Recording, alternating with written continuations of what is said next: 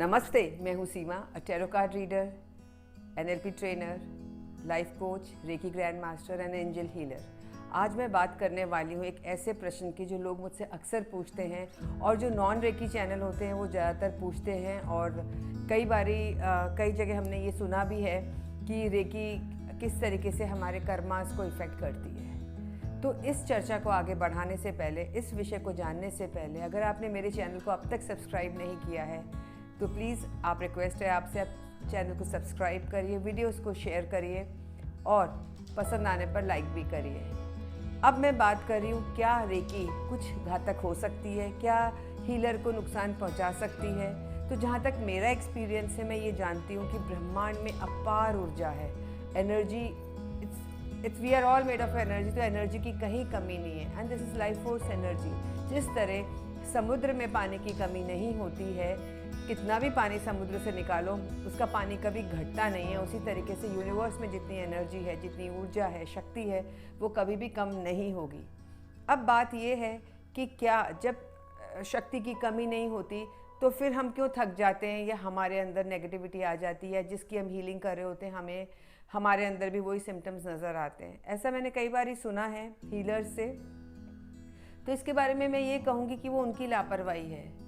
हम अगर आज ये कहें कि डॉक्टर कोविड के टाइम पे या वैसे भी जब आप किसी की सर्जरी करते हैं या किसी से मिलते हैं तो डॉक्टर अपने आप को प्रोटेक्ट करके रखते हैं, अपने आप को मास्क पहनते हैं, गाउन पहनते हैं, कैप पहनते हैं, ग्लव्स पहनते हैं, स्टरलाइज चीज़ें लेते हैं।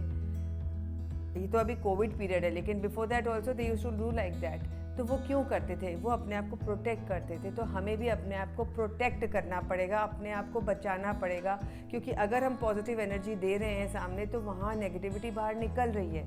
अब नेगेटिविटी क्या है? यहाँ बीमारी हो सकती है, उसका इमोशनल टर्मोइल हो सकता है, उसकी लाइफ में जो भी चीज़ें चल रही है वो हो सकती है, या कोई और तरीके की भी नेगेटिविटी हो सकती है। तो हमें इससे बचने के लिए पहले अपने आप को नंबर 1 प्रोटेक्ट करना पड़ेगा। प्रोटेक्ट करने के लिए क्या करना है? प्रोटेक्ट करने के लिए हम जब भी हीलिंग करने बैठे अपने आप के ऊपर बड़े बड़े चौकूरे बना लें।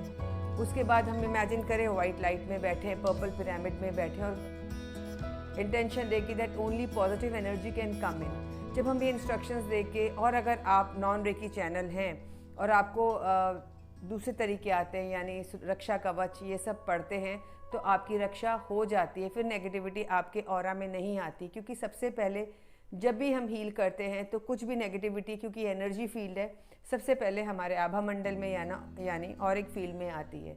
तो जब हमने प्रोटेक्ट कर लिया तो हमें कैसे नुकसान होगा? हमें बिल्कुल नुकसान नहीं होगा। दूसरी बात, जब भी आप हीलिंग करें, हीलिंग करने के बाद आप अपने हाथ ज़रूर धोएं, अपना ऑरा क्लीन करें। ऑरा क्लीन करने के बाद हाथ ज़रूर धोएं। ये ना सोचिए कि आप दूर से डिस्टेंट हीलिंग कर रहे हैं तो हमने कोई नेगेटिविटी नहीं ली होगी, नहीं, हमें हाथ धोने चाहिए। और फिर सेकंड चीज़ क्या हो सकती है, हम टाइम टू टाइम वीक में 2 बारी सॉल्ट बेदिंग भी कर सकते हैं, नमक लगा के भी नहा सकते हैं, क्योंकि सॉल्ट सबसे बड़ी चीज़ है आपकी नेगेटिविटी को दूर करने के लिए। आप सी सॉल्ट ले सकते हैं, आप पिंक सॉल्ट ले सकते हैं, whatever salt is available to you, you can do that. और अगर आप सी एरिया में रहते हैं, समुद्र पास में है, तो you go and take a dip in sea also, because वहाँ की जो वाइब्रेशंस हैं, पानी में जो नमक है समुद्र का, वो भी आपकी नेगेटिविटी को दूर करता है। जो उसके नेगेटिव आयंस हैं आपको बहुत रिफ्रेशिंग वो एक फीलिंग देगा। अब बात ये आती है कि क्या हम अपने आप की हीलिंग कर रहे हैं, अपनी साधना कर रहे हैं, चार्जिंग कर रहे हैं? अगर नहीं कर रहे तो फिर आपके अपने ब्लॉकेजेस क्रिएट होंगे, और उसके बाद जब आपकी बॉडी में ब्लॉकेजेस क्रिएट हो गए तो आपको लगेगा कि रेकी काम नहीं कर रही है। तो जब आप रोज़ हीलिंग करते हैं तो अपनी भी हीलिंग करने की आदत डालिए, अपने आप को हील रोज़ करिए, रोज़ नहीं तो कम से कम चक्रास को तो 7 चक्रास की तो हीलिंग करिए आप, जब आप रेकी हीलर बन जाते हैं। वो 21 डेज़ हमने शुरू में करी, उसके बाद हम कभी करते ही नहीं हैं, लेकिन ऐसा नहीं करना चाहिए। हमें अपनी हीलिंग ज़रूर करनी चाहिए। जिस तरीके से अगर मोबाइल को हम चार्जिंग पे लगाते हैं और मोबाइल चार्ज करके ही तो यूज़ करते हैं, रात को हम उसको चार्ज करना कभी भूलते हैं क्या? कभी नहीं भूलते। तो हम अपने आप को चार्ज क्यों नहीं करते, अपने आप को एनर्जेटिक क्यों नहीं बनाते? वो एनर्जी हमारे अंदर से प्रवाहित करने की जिम्मेदारी किसकी है? वो हमारी जिम्मेदारी। तो हमें अपने आप को, जो हमारे 24 पॉइंट्स की हीलिंग है, मैंने एक वीडियो अपलोड किया हुआ है, आप वो भी कर सकते हैं लेके। तो आपको अपने 24 पॉइंट्स की चक्रों की हीलिंग बॉडी की करनी ही चाहिए। करने से आप एक बहुत ही पावरफुल वो बन जाएंगे और आपको कोई भी तरह की नेगेटिविटी आपको नुकसान नहीं पहुंचा पाएगी। अभी होता है कि अगर आपको ऐसा लगता है कि हम किसी की डेस्टिनी में दुख भोगना लिखा है, परेशान होना लिखा है, तो हम क्या उसकी डेस्टिनी में घुस के वो कर्मास अपने ऊपर ऐड कर रहे हैं? मेरा ये मानना है कि जो मेरी पॉजिटिविटी है, जो मेरी तपस्या मेरे साथ है, वो अगर मैं दूसरे के लिए उसको बिना उसकी परमिशन के करूँगी तो ज़रूर ऐसा होगा कि मैं उसकी बिना परमिशन के मैं उसकी हीलिंग करूँ। That is that I am intervening in his और हर डेस्टिनी। तो हमें परमिशन लेनी चाहिए सामने वाले की।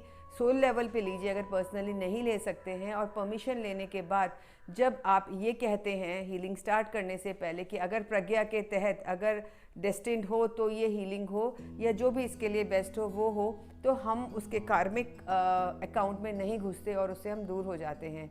हमारे ऊपर कोई भी कर्माज ऐड नहीं होते। इसलिए ज़रूरी है कि हमें 3 छोटी छोटी बातों का ध्यान रखना चाहिए।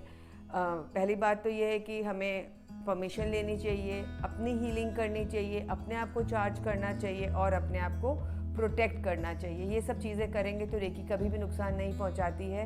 सिर्फ सावधानी की ज़रूरत है ताकि हमारे ऑरा में वो नेगेटिविटी नहीं आए, वो हमारा ऑरा डिस्टर्ब नहीं हो और हमारा ऑरा स्ट्रांग रहे।